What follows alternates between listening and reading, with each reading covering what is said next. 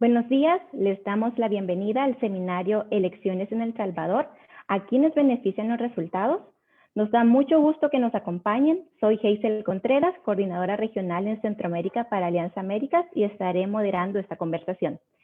Decidimos organizar este seminario sobre las recientes elecciones legislativas y de consejos municipales en El Salvador, en el cual contaremos con el análisis de referentes en derechos humanos, análisis económico, juventudes organizadas y voces migrantes en torno al resultado electoral y sus implicaciones para el país.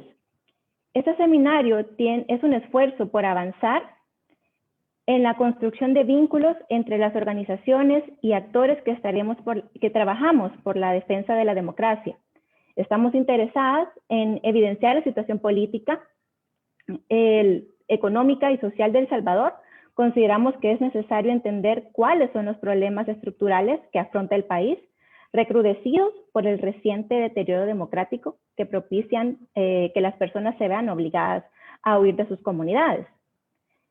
En las recientes elecciones, 5.389.017 personas se encontraban registradas en el padrón electoral, 53% mujeres y 46% hombres. Hubo 1.595 centros de votación. 10 partidos políticos participaron en esta jornada electoral.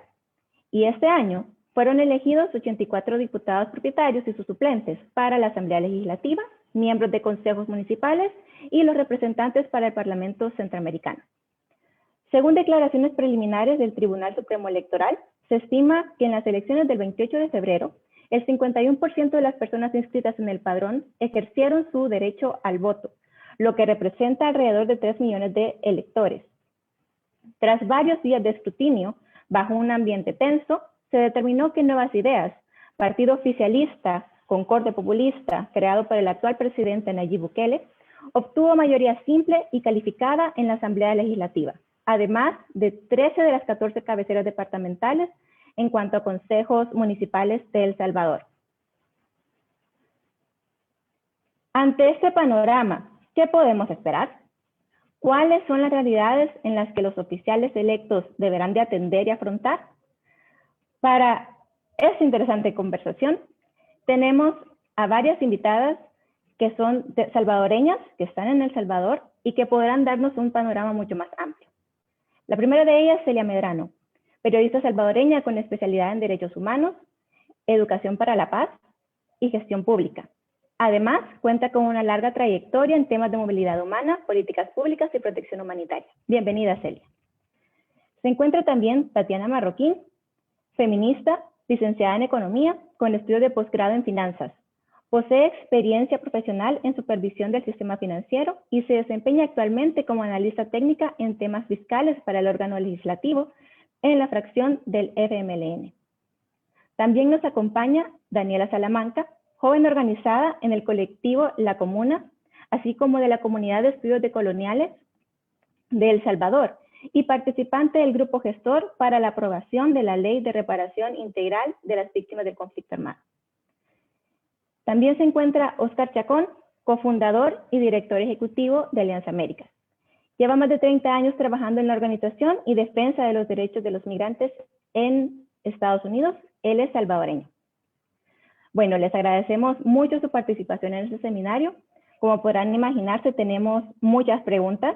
Les voy a pedir que sean muy puntuales en sus respuestas de manera que podamos cubrir diferentes ángulos y actores involucrados.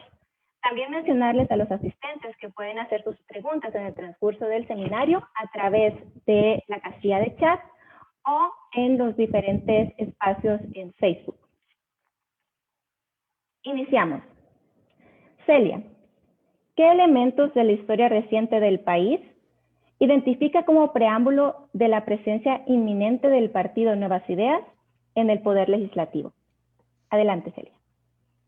De manera rápida, las preguntas que se nos ha formulado por parte de los organizadores de este evento van hacia un intento de responder una pregunta principal, y es quiénes se benefician con los resultados electorales del mes de febrero de este año. Y en ese tenor me gustaría dar esa introducción a la pregunta, en el sentido de que ha habido una serie de antecedentes que plantean de que los que ahora han ganado la mayoría casi absoluta de la Asamblea Legislativa, que ya tenían control del poder ejecutivo, son, le llamaré, los mismos de siempre, en el sentido de que ha habido una trayectoria de los principales liderazgos y de los más visibles, no quiero ni pensar de los liderazgos invisibles, de los que no podemos ver, que han tenido historia con respecto a lo peor de los partidos que ostentaron el gobierno y fuertes fracciones legislativas y municipales y gobiernos municipales en los últimos 30 años. Estoy hablando, por ejemplo, de figuras como el alcalde reelecto en San Miguel, Will Salgado, una trayectoria que fue señalada por diferentes organismos internacionales e investigaciones de organizaciones de derechos humanos como parte de los actores intelectuales de la labor de un grupo de exterminio que se le llamó Sombra Negra en la década de los 90. Estamos viendo a Herbert Saca, hermano del presidente que actualmente guarda prisión con una condena por altos niveles de corrupción durante su ejercicio gubernamental, y aunque esté preso, aunque esté en la cárcel, es evidente que haya una conexión, un relacionamiento muy cercano con el partido actualmente en el gobierno, a partir de la alianza con el partido político que él fundó, que es Ghana. Entonces, también ahí tenemos un antecedente con los hermanos Saca, y también habría que terminar rápido con plantear de que, y dejo la pregunta para que la respondamos o tratemos de responder colectivamente con Daniela, Oscar y Tatiana, y es las investigaciones que han demostrado que diferentes partidos políticos han negociado en función de votos electorales, de réditos electorales con grupos relacionados con crimen organizado, y entre ellos hay fotografías e investigaciones que evidencian reuniones con ahora el alcalde electo para la capital de El Salvador, para San Salvador, con dirigentes y grupos relacionados con pandillas. Entonces, a nivel de antecedentes, me parece que dar ese perfil superficial de estos tres personajes, de estos cuatro personajes, nos puede indicar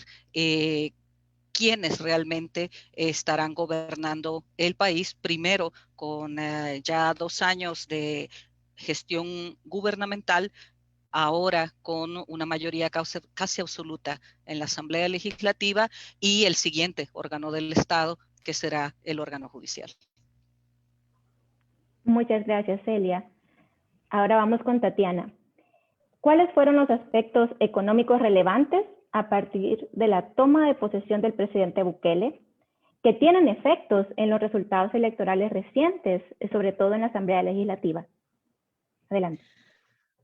Bueno, primero que hay desde el principio hubo mucha incertidumbre y se mantiene, y cualquier persona que quiera dar una opinión seria con respecto a lo económico tiene que declararse totalmente no sabedora de para dónde va el país, porque no hay ningún plan de gobierno, no hay absolutamente ninguna guía de para dónde vamos, más que proyectos aislados que nos dan cierta noción de ideológicamente, en términos económicos, para dónde iría el país, pero no tenemos en realidad una ruta. Lo que yo podía observar entre la toma de posición y la pandemia, que fue otro hecho que cambió notablemente cómo se manejaba lo económico y lo fiscal, era que en ese periodo el Estado en general y la mayoría de recursos que venían extra o se querían solicitar por medio de préstamos iban dirigidos en temas de seguridad.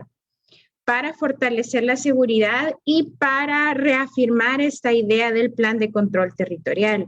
La mayoría de este dinero se fue para salarios de policías y de Fuerza Armada. En realidad no fue para fortalecer todo la estructura, digamos, sino que más que todo para pagarle a los policías y a las Fuerzas Armadas distintos aumentos de salario a lo largo de estos 2 años casi que tiene de gobierno Nayib Bukele. Se han dado 2 aumentos de sueldo y de bono para la policía y la Fuerza Armada. ¿Por qué eso es tan importante? Porque muchas de las cosas y las acciones que él toma fuera de lo legal están, digamos, respaldadas porque la fuerza, tanto la policía como la Fuerza Armada, logra respaldarlo de alguna manera. Entonces, yo sí veo una forma de utilizar los fondos públicos para beneficiar a esos sectores y que esos sectores respondan en el momento en el que él se salga o toque los límites de la ley. Luego vino la pandemia y en la pandemia hubieron un montón de situaciones complicadas, sobre todo para la población.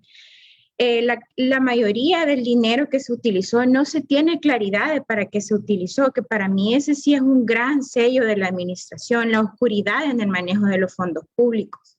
Lo que hemos podido rastrear es que muchos de esos fondos públicos fueron ocupados fuera de la legalidad y de las reglas que se establecen actualmente. Muchos no pasaron por la Asamblea Legislativa y no sabemos para qué se utilizaron.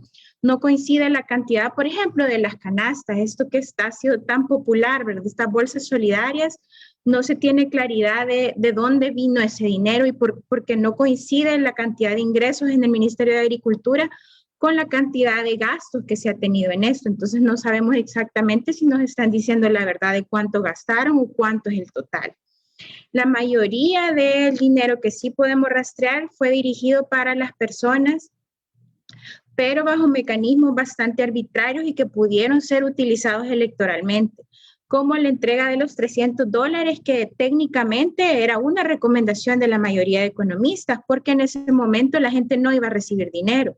Entonces, para parar la caída de liquidez de las personas y de las familias, se recomendó una transferencia de dinero. El problema fue que no hubo transparencia ni una visión técnica al momento de entregar ese dinero. Entonces, mucha gente que lo necesitaba se quedó sin esto y hay familias, según reportes de la Corte de Cuentas, que ha tenido una familia de 11, los 11 han recibido los $300. Entonces, en definitiva, sí se puede afirmar que no hubo un manejo eficiente de los fondos en esos $300. Y luego, con respecto a las canastas alimenticias, se volvieron una forma de campaña electoral hasta el último día de la campaña.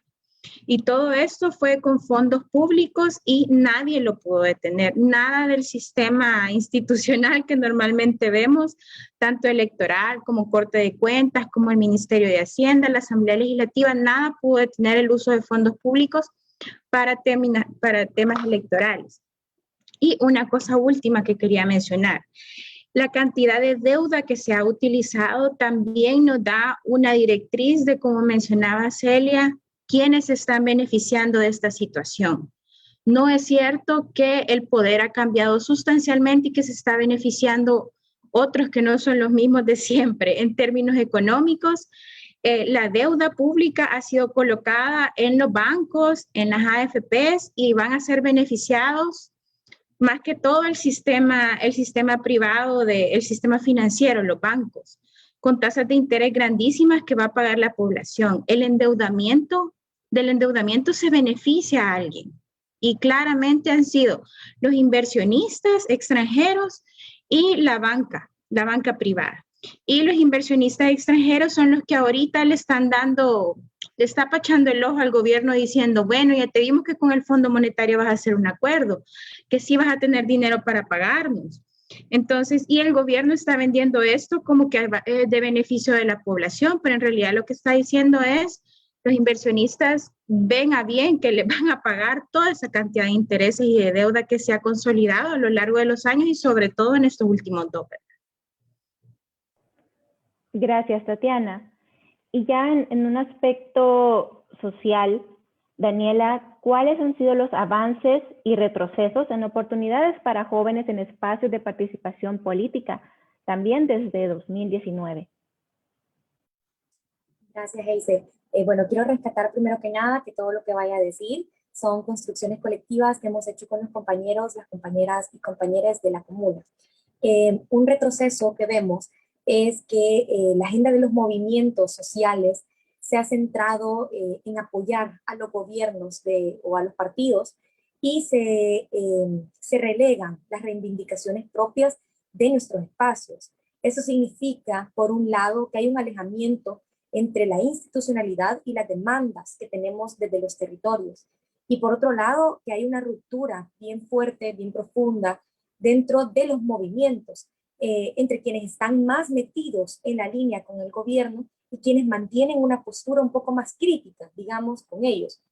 Esto, además, bueno, implica cierta desconfianza, diré, intragrupal e intergrupal entre los movimientos sociales mismos. Y dificulta eso la coordinación y la articulación entre las demandas que tenemos como movimientos sociales diversos. Este desgaste de la relación de movimiento y partido se ha hecho más fuerte y bueno, se viene haciendo bien fuerte desde el 2009, con temas de los movimientos sociales que no se empujan desde, digamos, con fuerza desde el gobierno, como el derecho humano al agua, la reforma fiscal, la participación política y ciudadana, entre otros.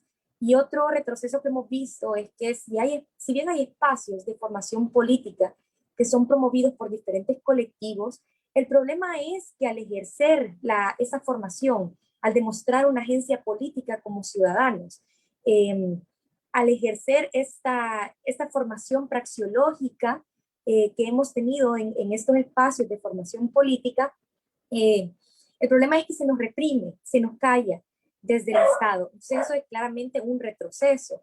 Y bueno, tenemos avances también, y creo que eso hemos identificado varios. Uno de los avances que vemos es que hemos comenzado a reconocer la importancia de la autonomía de los movimientos sociales con respecto a los partidos. Reconocemos que somos actores distintos, como lo mencionaba el compañero José Luis Magaña, que jugamos en canchas distintas, con reglas distintas, y que podemos generar cierta sinergia, pero que ninguno subsume al otro. Otro de los avances que hemos visto es que hay una mayor organización popular por temas que son bien diversos, y eso es súper bueno, porque en lo que unos están luchando por defender el territorio en el Valle del Ángel, otras estamos luchando por salvaguardar nuestros derechos de salud sexual y reproductiva.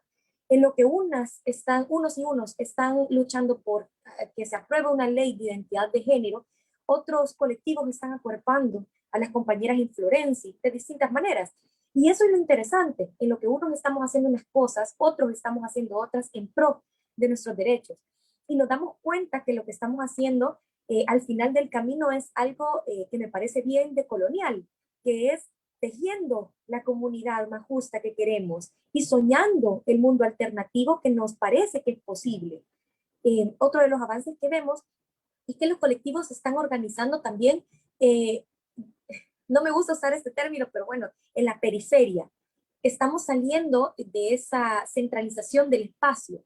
Ya no solo vemos que hay colectivos en el área metropolitana de San Salvador, sino que podemos ir a cualquier espacio, a cualquier territorio, y vamos a encontrar que en las comunidades hay jóvenes organizados, ya sea tomando las iglesias como sus espacios de lucha y reivindicación, o por afiliación con sus conocidos, y están tratando de resolver problemas comunitarios. Y me daba cuenta que en Suchitoto, por ejemplo, hay un fuerte movimiento feminista que se pronunció el pasado domingo, y eso es una incidencia política, y eso está súper bien. Y lo que hemos visto también de forma paradójica es que a más represión hay más unión. Las hermanas feministas, por ejemplo, son las que han sacado la cara por la mayoría de las exigencias de derechos humanos que hemos tenido durante un montón de tiempo y que han sido violadas también durante un montón de tiempo por el sistema. Se les reprime de forma transversal en sus espacios de socialización micropolíticos, desde la casa hasta los lugares de trabajo y en los espacios macropolíticos como el Estado mismo. pero no se callan, nunca se han quedado calladas. Cada vez el miedo se les convierte más en fuerza. Y como último punto de avance es que se están abriendo espacios para sujetos y sujetas políticas que son emergentes. No necesariamente de personas que han estado involucradas en los movimientos sociales tradicionales, que han tenido que pasar durante toda esta negatividad entre el movimiento social y el partido político, sino emergentes, y que abrazan estas reivindicaciones históricas y van ampliando claramente las demandas sociales y se van abrazando de esas demandas para poder ejercer su agencia política. Y bueno, eso es lo que vemos como avances y retrocesos. Muchas gracias, Daniela. Otro aspecto de estas elecciones del 2021 fue el mensaje que provenía de salvadoreños en el exterior, específicamente desde Estados Unidos.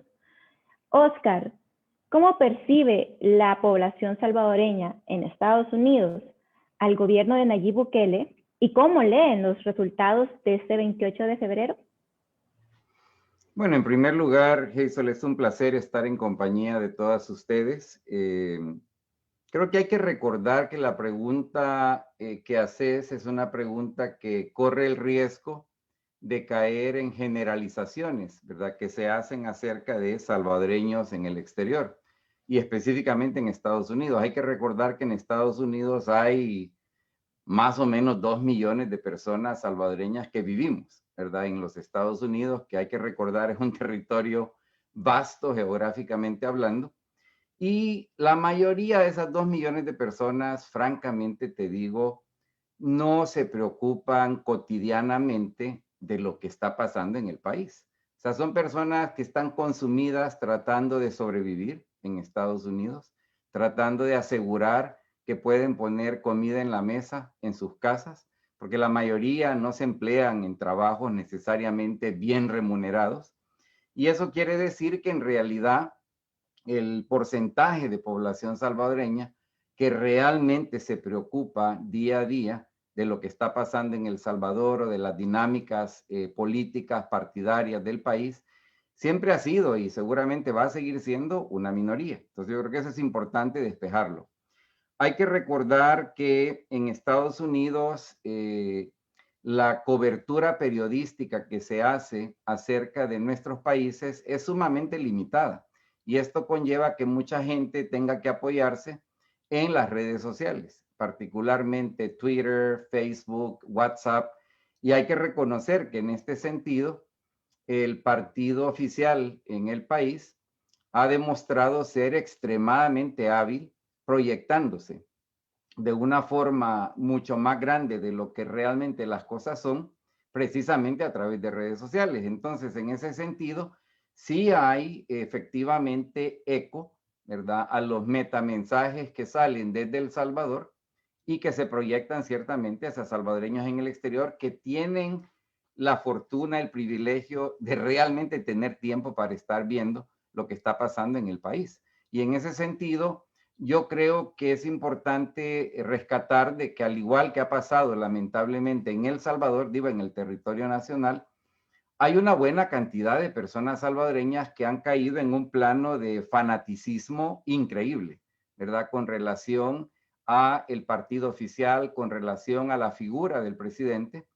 al grado de elevarlo prácticamente al rol de un dios, pues de una deidad. Y en ese sentido, insisto, lo que pasa en El Salvador pasa también en Estados Unidos, pero la escala en la que pasa es mucho menor, porque, insisto, la realidad de las familias salvadoreñas, la realidad de las personas trabajadoras salvadoreñas en Estados Unidos, no es una que deja mucho espacio, ¿verdad?, para involucrarte realmente en los detalles de la política nacional.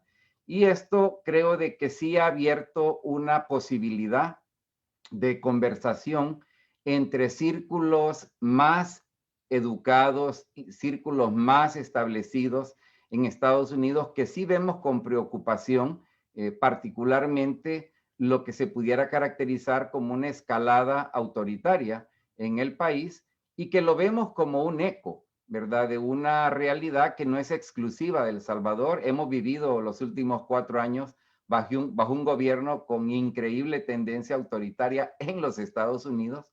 Vemos también con preocupación lo que pasa en el vecino inmediato, en el caso de México, y lo que vemos que pasa en otras partes del continente, donde esta oleada de autoritarismo no necesariamente es una oleada que se traduce en bienestar cualitativo para la mayoría de la población en cada uno de nuestros países. Y en este sentido, y con esto cierro, yo sí te diría que la aspiración de los salvadoreños en general y en particular de aquellos que sí tienen el tiempo de dedicarse con más espíritu crítico a la realidad del Salvador desde los Estados Unidos, es que necesitamos prestar atención al tipo de políticas públicas que se implementan en nuestros países, porque lo que más quisiéramos es que El Salvador realmente pudiera ponerse en una trayectoria que le permita ser un país en cuestión de años de donde nadie tenga que salir huyendo.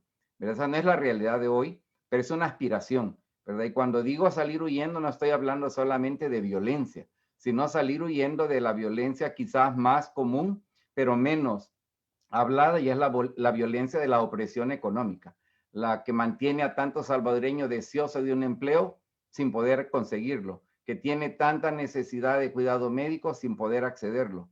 Ese tipo de futuro es el que quisiéramos ver para nuestro país, y yo creo que la coyuntura actual en El Salvador simplemente nos invita a que hagamos un esfuerzo nuevo, diferente del pasado, de ver de qué manera podemos vincularnos nuevamente con más rigurosidad con la realidad de construir el futuro de un mejor El Salvador.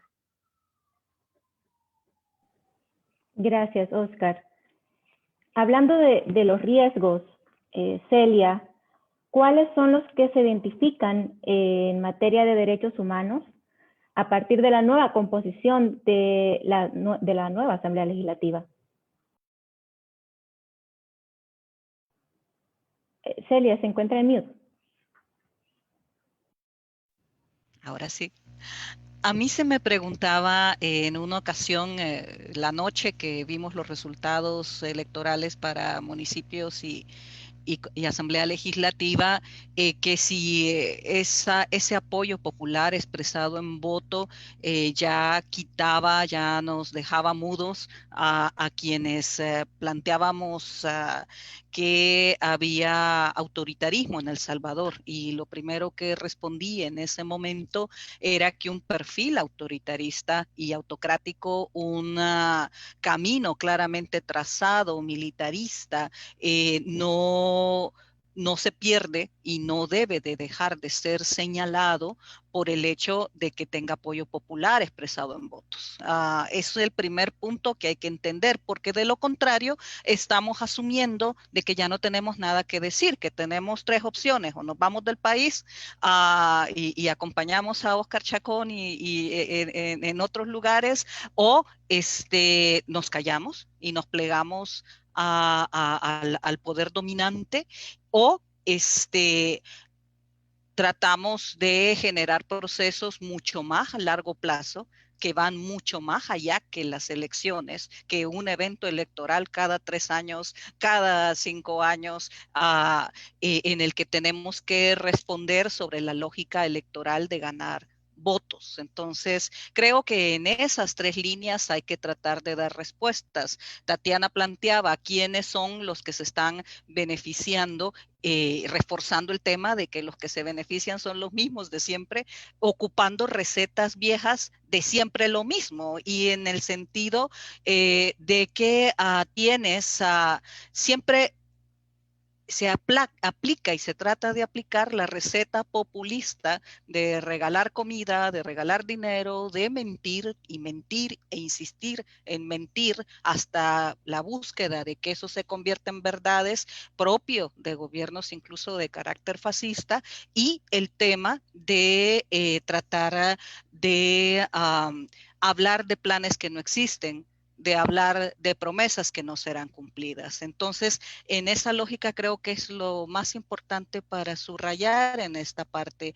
En los escenarios que tenemos ahora perfilan la continuación y la confirmación de ese perfil autoritario expresado en hacer uso de coacción militar institucional para coaccionar políticamente a críticos y a opositores, y tendremos más de eso, en la misma lógica de más de lo mismo, de siempre lo mismo, por los mismos, de siempre sí vamos a jugar con palabras enredadas y tratar de dar respuesta con esos mismos mensajes en función del ritmo popular de ser parte de acciones que sean capaces de desnudar esas mentiras, de desnudar esas falacias en función de no una oposición por oposición, y cuando hablo de oposición no me refiero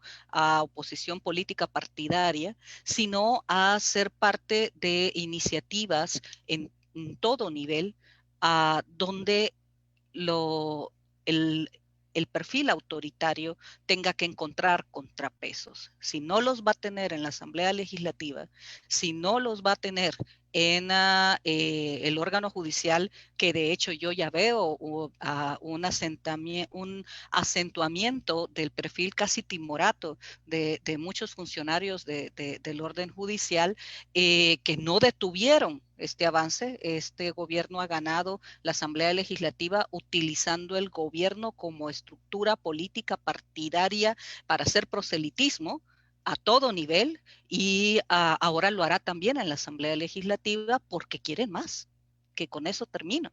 O sea, no se van a conformar con lo que tienen. Están peleando a muerte por un diputado más que les permita la mayoría absoluta, o cualquiera dice un diputado más. No, es que es la mayoría absoluta, en función de hacer algo que va a ser muy importante, y Daniel y Tatiana pueden profundizar más en esto, en el sentido de que van a cambiar las reglas del juego, las que ya estaban débiles, las que ya no nos permitían al menos tener una base, una hoja de ruta, respetar por todos los actores con respecto a institucionalidad democrática débil, pero respetada por todos.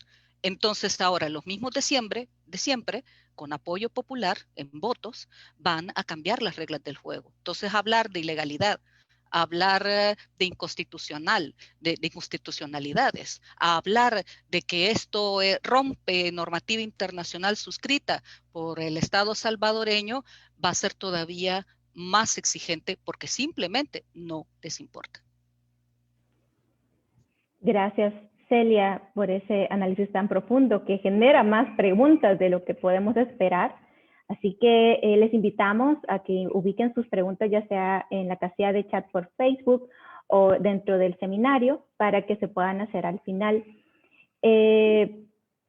Tatiana, dentro de esa expectación que hay de lo que pueda pasar, desde el aspecto económico y fiscal, ¿qué se puede esperar en los próximos años de esta Asamblea Legislativa? ¿Obedecerán la voz del presidente Bukele? Sí, sin lugar a dudas. Sí, de hecho, esa era la campaña. No escondieron en absoluto que iban a obedecer al presidente y a nadie más, lo cual era una de las grandes alertas que dábamos desde la amplia oposición, ¿verdad? Sobre todo es una oposición no tanto a Nayib Bukele o al gobierno, sino una forma específica de hacer política. Y a esa forma de hacer política era la que decíamos hay que tener cuidado. ¿Por qué? Porque en mi caso, como economista, me preocupaba mucho porque tenía la claridad de que un ajuste fiscal tenía que darse. Un ordenamiento de las finanzas públicas se tiene que dar. Lo que nos íbamos a debatir, lo que vamos a debatir ahora es quién va a ser el que va a pagar ese ajuste en las finanzas públicas y cómo se va a hacer ese ajuste. Entonces, por supuesto, desde antes de las elecciones nosotros sabíamos a qué nos preparábamos, a qué íbamos. Íbamos a sentarnos enfrente del Fondo Monetario a decirle no podemos pagar toda esta cantidad de deuda o no podemos seguir funcionando como Estado sin que me prestes 1.300 millones, 2.000 millones, etcétera.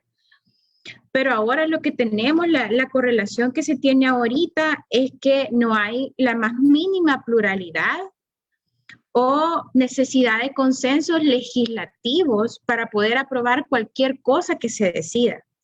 Y mi preocupación más grande, porque ahora se van a comenzar a meter otro montón de temas económicos, como las pensiones, impuestos, recortes a ramos, etcétera, es que si están cerradas las puertas en cuanto a la pluralidad de ideas adentro de la Asamblea Legislativa.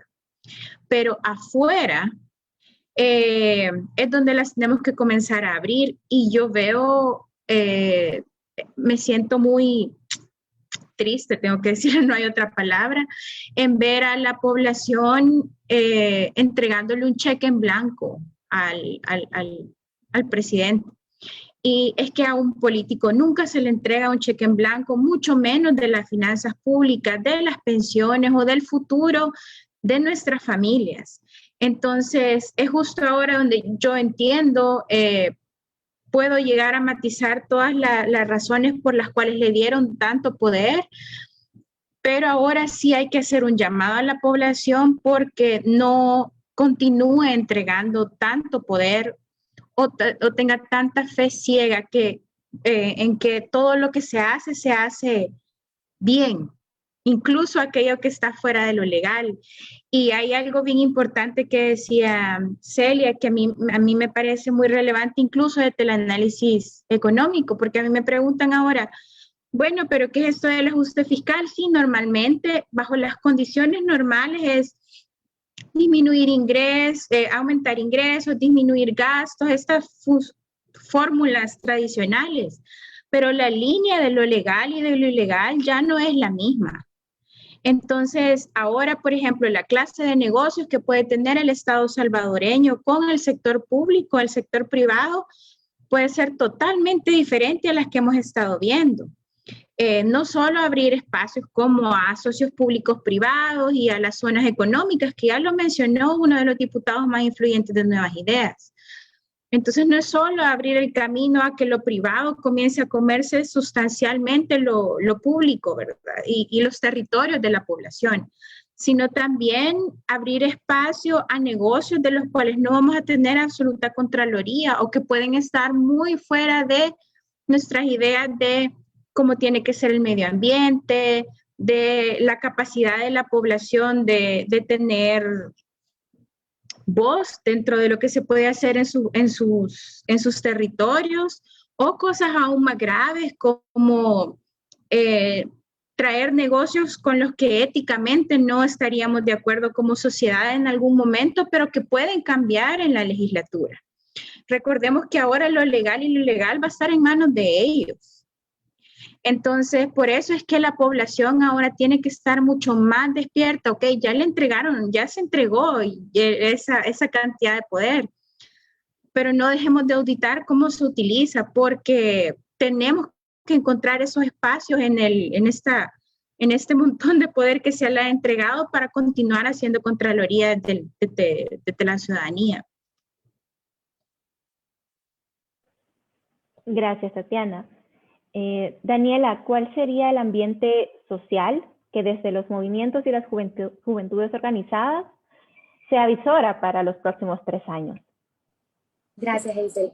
Bueno, creo que esperamos la censura por parte del fascismo, de todo lo contrahegemónico, de todo lo que digamos que vaya desafiando el status quo.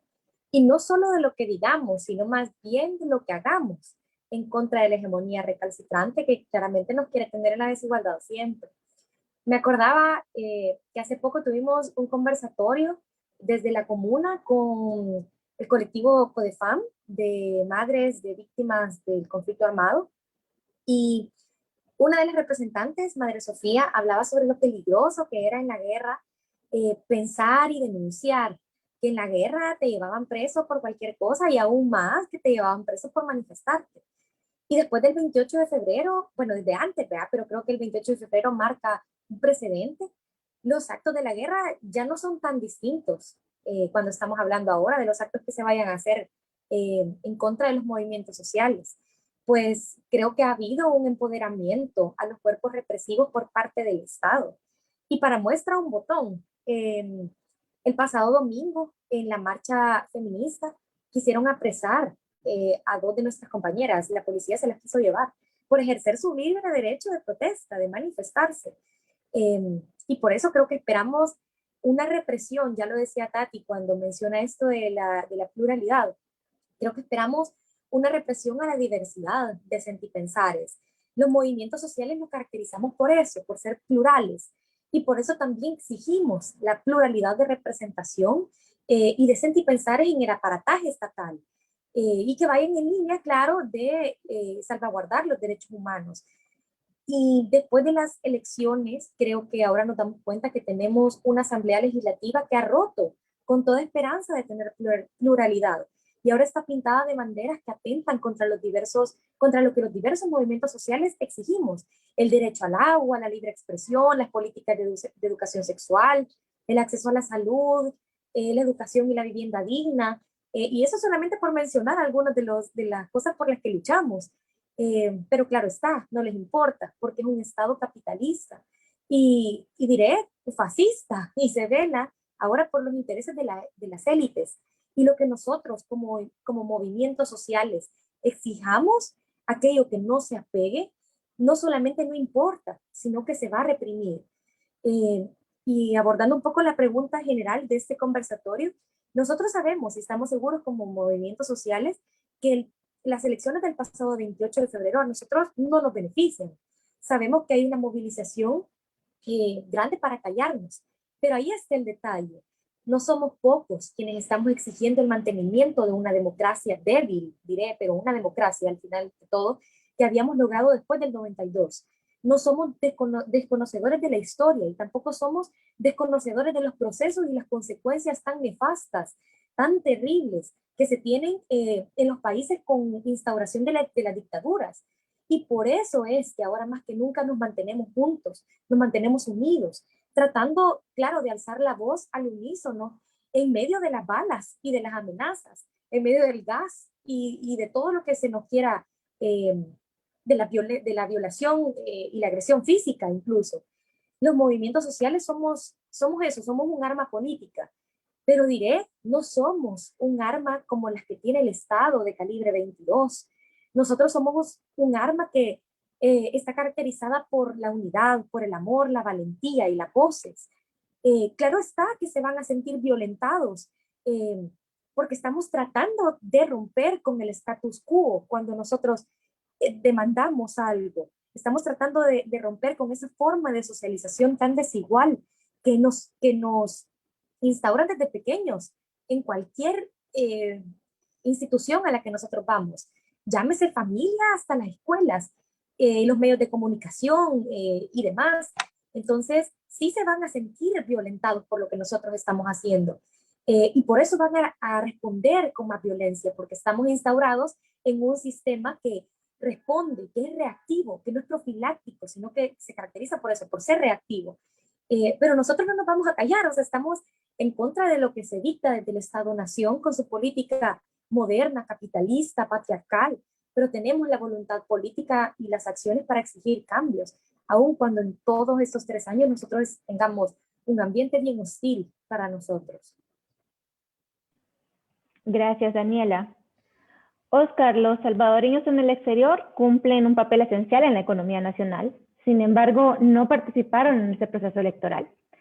¿Qué perspectivas hay para que se les garantice el derecho al voto y también la posibilidad de elegir diputados representantes de la diáspora, como los hay en otros países?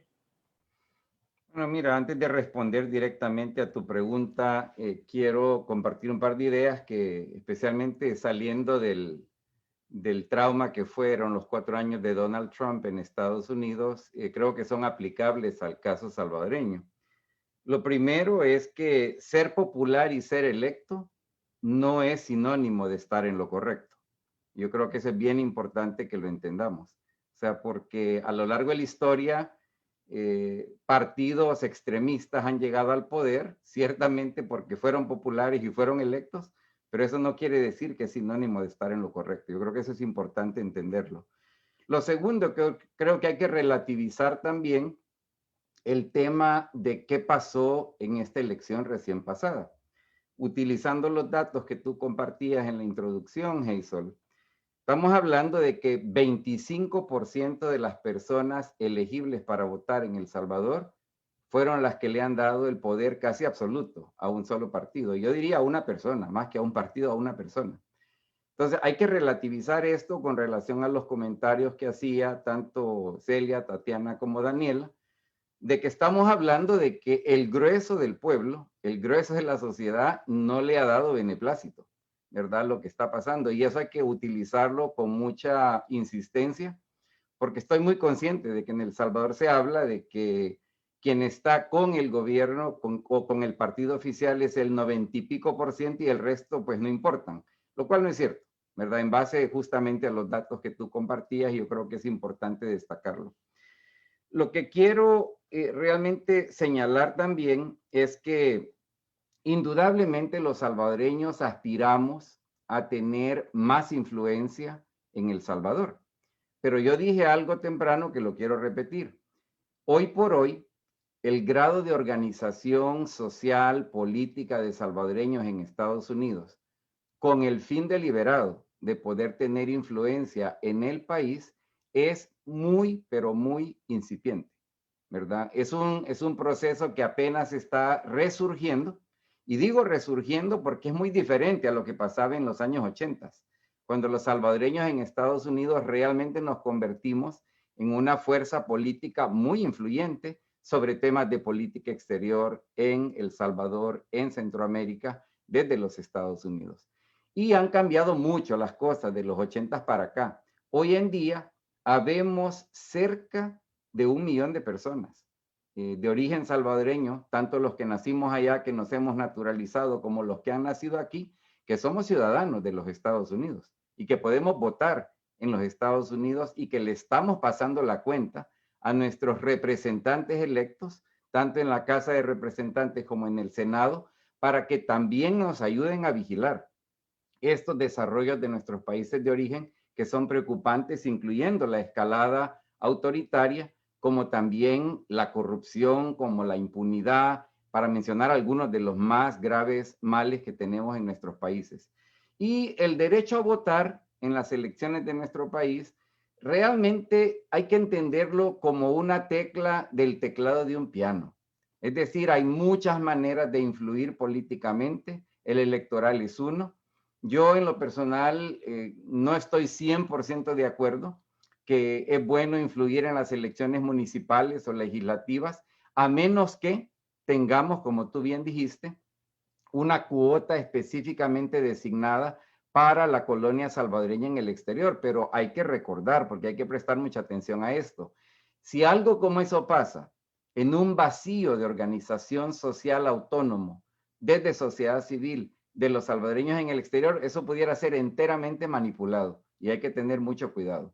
En las elecciones presidenciales sí tenemos nominalmente el derecho al voto, aunque sigue siendo difícil porque son derechos que se otorgan con la intención de que poca gente los ejerza, precisamente por la manera como se estructuran ya en el plano más operacional. Y creo que va a seguir siendo una batalla luchar porque el salvadoreño en el exterior, que ciertamente influye enormemente en el plano económico, mucho más de lo que son en números absolutos de población, pero que hoy por hoy no tenemos pues los mecanismos ideales para poder ejercer esa representación, ese peso de influencia política en el país, que insisto, no debe de ser únicamente entendido como algo que debe de pasar en el plano electoral.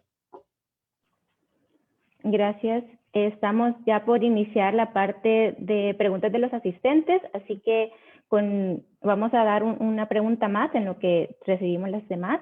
Y esta pregunta es abierta, de manera muy puntual. ¿Quién se ha beneficiado de estas elecciones? Ya hemos escuchado algunos elementos que ustedes han mencionado, pero ¿qué podemos hacer también desde nuestros espacios de trabajo y también espacios de lucha? Empezamos con Celia. Ya quién se ha beneficiado lo he tratado de responder a lo largo de las 3 intervenciones, incluso ocupando el mismo hashtag gubernamental de campaña, pero me gustaría más subrayar el tema de de qué hacemos. Y me gustaría hacerlo en el ritmo de seis aspectos únicamente dibujados. El primero, no tener miedo de ser minoría. Creo que es fundamental para todos, para todas, asumirnos. Si es cierto o no es cierto que somos minoría, no debería de ser la preocupación fundamental. Creo que lo que siempre tiene que marcarnos es que estemos convencidas que estamos haciendo lo correcto.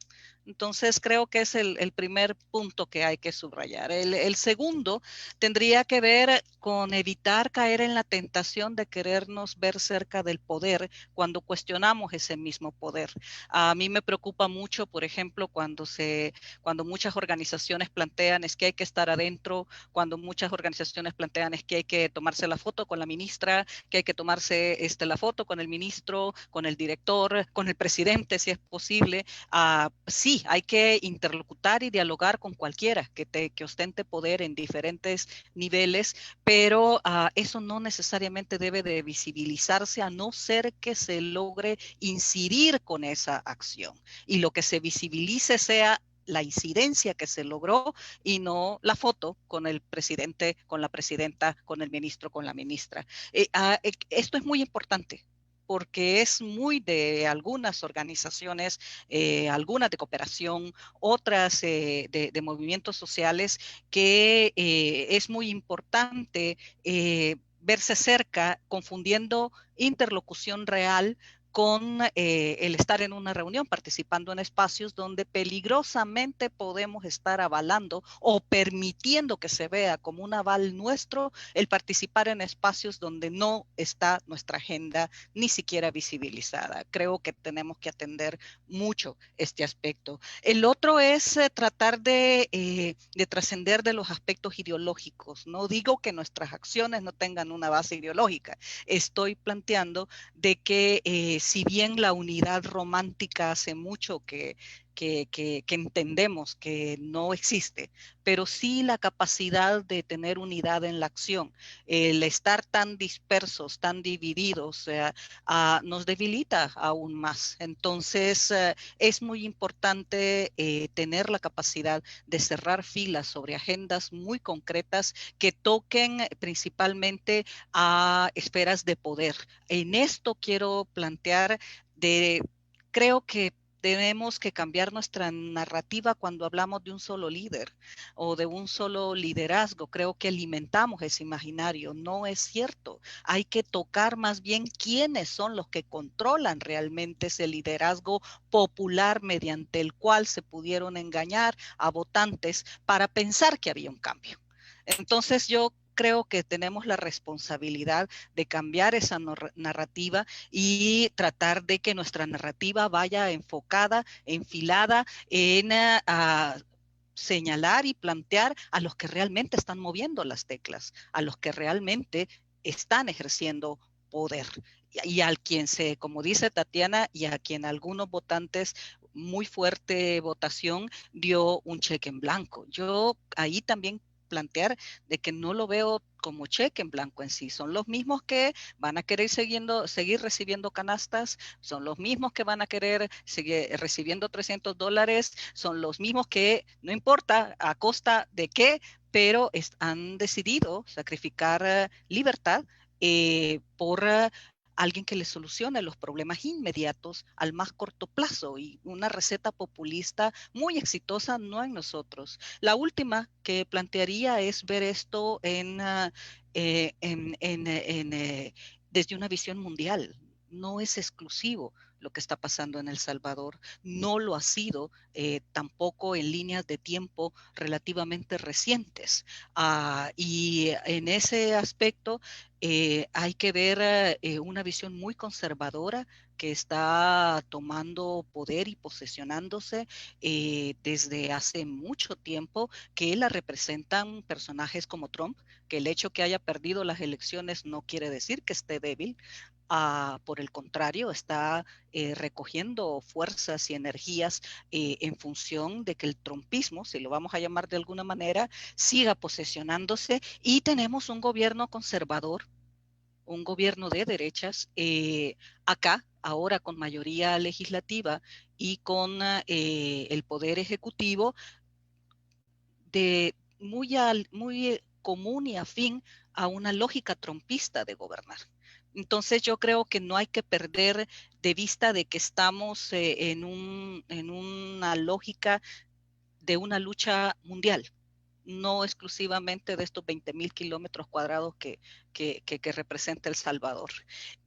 Y hay que verlo también en el tenor de los posicionamientos mundiales y cómo El Salvador puede ser de interés para los diferentes actores que se están peleando el mundo ahora, que tampoco es algo nuevo, y cómo El Salvador se estaría viendo en eso y cómo las dinámicas comunitarias se estarían planteando. Termino con decir de que no trascendamos como movimientos sociales, como movimientos diversos, como lo plantea Daniela, de ver el tema a ritmos electorales. Movimientos sociales fuertes, no les importa quién está gobernando, porque son y tienen la capacidad de ser interlocutores ante quien sea, no buscan el poder los tiene que buscar porque los necesita para generar correlaciones. Lo que estamos viviendo nos exige una acción conjunta y no necesariamente minoritaria en ese sentido. Somos minoría en posicionamientos actualmente, pero no desde una visión a largo plazo. Y con esa confianza yo le apostaría a construir poder, consolidar poder desde los que no lo tienen y que su único poder es precisamente su capacidad de organización, acción, coordinación y fluir de una manera inmediata para ser contrapeso obligado de interlocución para quien quiera que esté en el gobierno acá y en cualquier parte del mundo. Muchísimas gracias, Celia. Tatiana. Bueno, con respecto a quienes han estado o quienes ganaron, yo quiero dar esta figura. Yo he visto desde su comienzo como actor político y a su grupo también, porque ha sido un grupo adentro del partido, a lo largo de las alcaldías y todo, esta figura de como un imán al que se le van pegando otros poderes. Entonces, sí, por supuesto, estoy totalmente de acuerdo con Celia que no es solo él. Cuando entró al partido se le pegaron personas que tenían intereses en la misma tonalidad que la que tenía Nayib Bukele. Eso trascendió al Ejecutivo. En el Ejecutivo también se pegaron otros poderes, incluidos formas de organización como los sindicatos. Hay muchos sindicatos que están respaldando, sindicatos patronales que están respondiendo enteramente a lo que el Ejecutivo les está dictando, lo cual es muy desolador también en ese aspecto. Y luego, ya a lo largo del Ejecutivo, por ahí por el 8º mes, yo sí ya podía haber consolidado como el poder económico estaba detrás de Nayib Bukele también. No es cierto que porque la NEP tenga algunas diferencias o fusades o estas figuras tradicionales que tenemos en nuestra cabeza de dónde está el poder económico y que tienen algunas diferencias, sobre todo en diferencias en el accionar político o democrático, no están siendo beneficiados con el Ejecutivo. Detrás hay gente, por ejemplo, todo este tiempo le han seguido prestando dinero a los bancos, todo este tiempo han seguido haciendo contratos con el Ejecutivo. Entonces, al final, el poder económico está del lado del Ejecutivo. Si no, ninguna de estas cosas pudiera haber avanzado. Entonces, me parece que ahí están configurados todos los que se siguen beneficiando de la población, de las emociones de la población. Y con respecto a qué hacer, bueno, desde mi qué hacer, lo que yo creo es que las personas van a necesitar, porque la crisis económica va a venir sí o sí. Las decisiones que se van a tomar con respecto a lo fiscal van a tener grandes consecuencias en la economía familiar.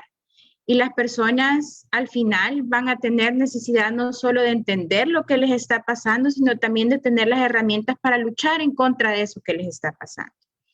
Y al menos desde mi quehacer, a mí sí me gustaría continuar ofreciendo las herramientas para que las personas entiendan cómo seguir actuando, dónde encontrar la verdad, primero, que es algo bastante difícil en este gobierno, dónde encontrar la verdad, cómo está funcionando en realidad el Estado, eso, quién se está beneficiando, a dónde está el dinero, cómo se utilizó, y luego de qué manera la población puede seguir dando la batalla contra sus intereses muy particulares y de clase.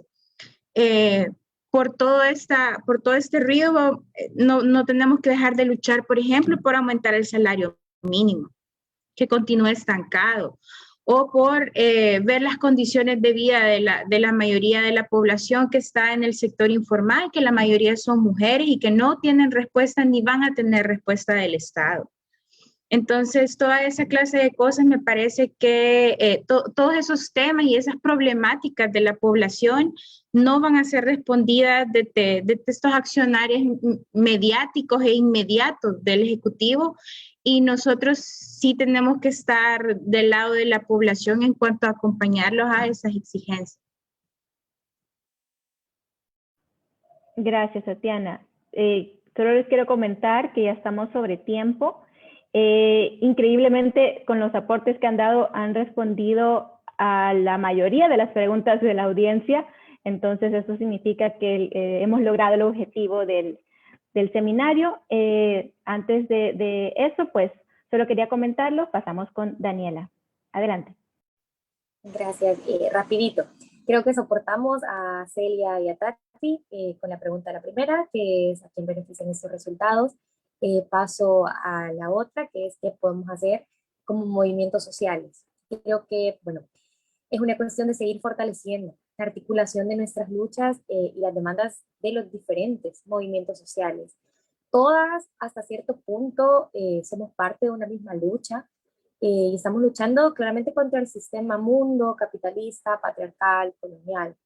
Creo que hay que fortalecer los cuidados colectivos, la solidaridad, construir esperanza y comunidad. Quiero hacer un paréntesis, todo lo que digo también recalcar que es una construcción colectiva con mis compañeros. Y bueno, tejer las redes de apoyo y la organización y la lucha. En tanto que tenemos luchas diferentes, pero que estamos luchando por una misma cosa, es un poco muy dialéctico quizás, pero estamos unidos y unidas siempre. También debemos construir horizontes políticos comunes y articulables entre los diferentes, pero no separados, focos de lucha de los movimientos. Además, creo que, bueno, esto es algo personal, creo que después de la marcha del domingo, yo lo que me llevo es construir esta articulación, sí, pero también convertir el miedo que tengamos en una fuerza de acción, en lucha organizada, porque es la única forma en la que vamos a poder hacer contraloría, tener un contrapeso y darle batalla pues a aquello que el sistema nos quiera imponer como una verdad absoluta. También creo que hay que fiscalizar como movimientos sociales siempre el poder, pero desde afuera. No olvidarnos que debemos interpelar al poder cuando sabemos que aquello que se está haciendo es desde una visión ética política algo incorrecto. Y tratar de eso, de quedarnos siempre desde el foco de afuera, viendo desde afuera qué es lo que está pasando, porque inmiscuirnos en estas luchas de partidos políticos a veces puede resultar un poco contraproducente, porque algunos movimientos, por ejemplo, el movimiento de colonial, no trata de ser un partido político, porque meterse a esta cuestión de ser un partido político le da soporte a la construcción del Estado-Nación moderno, y entonces es contraproducente, pero creo que puntualmente eso, fortalecer nuestra articulación como luchas y tratar de tener esta lucha organizada, cuidarnos colectivamente, porque sabemos que se vienen unos tiempos bien difíciles para quienes conformamos los diferentes movimientos. Pero no hacerle caso a ese principio, creo, maquiavélico que ya mencionaba Celia, de divide y vencerás. Hay que mantenernos fuertes, hay que mantenernos unidos para darle batalla a esto. Y solo eso. Muchas gracias, Daniela. Terminamos con la participación de Oscar. Bueno, yo quiero más bien reafirmar algunas de las cosas que ya se han dicho, incluyendo algunas que dije yo. En concreto, no estamos frente a un poder político que goce realmente de la abrumadora mayoría del pueblo salvadoreño. Yo creo que eso es importantísimo tenerlo claro. Lo segundo, que me parece crucial destacar, es lo que dije también antes y que en cierta forma lo han repetido las compañeras, y es que ser popular y ser electo no es sinónimo de estar en lo correcto. Yo creo que eso es crucial, entenderlo, asimilarlo, porque debe ser parte de nuestras banderas de lucha. Lo tercero es que creo que el momento histórico en el que estamos, no solo en El Salvador, como bien señalaba Celia, es un momento que nos invita a ser creativos, ¿verdad? A realmente repensar lo que significa la gestión del poder, que no tiene por qué ser únicamente a través de partidos políticos. Es más, yo me atrevería a afirmar que los partidos políticos, tal y como los hemos conocido, son prácticamente obsoletos. Es decir, no han sido capaces de verdaderamente ser vehículos de transformación, y eso nos lleva precisamente a fenómenos lamentables como el que estamos viendo en este momento en El Salvador, pero que, insisto, no es único del país. Y lo otro que yo creo que es absolutamente crucial, fortalecer los procesos organizativos diversos, concatenados a través de fronteras, buscando converger en objetivos, demandas específicas y metas de interés común que nos permitan reimaginar ciertamente no solo un mejor El Salvador, sino una mejor América Latina y un mejor mundo, porque creo que el momento de crisis mundial en el que estamos llama por eso y más. Así es que yo creo que como salvadoreños en el exterior también tenemos que asumir ese desafío y repensar nuestro rol como actores transnacionales, tanto en el marco de lo que es el poder en los Estados Unidos, como lo que es también las relaciones de poder en nuestro país de origen. Gracias. Como les comentaba, muchas gracias, Oscar. Las respuestas han salido en las aportaciones de los panelistas. Les agradecemos Celia, Tatiana, Daniela y Oscar por sus importantes aportes y para comprender la situación que se avecina en El Salvador a partir de estos resultados electorales. Ha sido una oportunidad para entender los desafíos y las complejas realidades sobre los derechos humanos, contexto económico y los movimientos sociales, así como el impacto que esto impacta en la democracia salvadoreña. Concentrar el poder ejecutivo y legislativo en un solo partido político y, como ya ustedes señalaban, en una sola figura, representa un riesgo para la democracia y que debemos saber dimensionarlo. Gracias a todas las personas que asistieron, que nos acompañaron en esta conversación, les invitamos a estar pendientes de nuestras redes sociales, de nuestra página web, para información de futuras actividades, recursos de interés y conocer nuestro trabajo transnacional. También les invitamos a que conozcan el trabajo de Tatiana, de Celia, de Daniela y de Oscar, como personas que están trabajando por hacer también ese país de forma transnacional, de forma local, un país en el cual la gente no tenga que huir. Así que muchas gracias a cada uno de ustedes y que tengan un muy buen día. Hasta luego.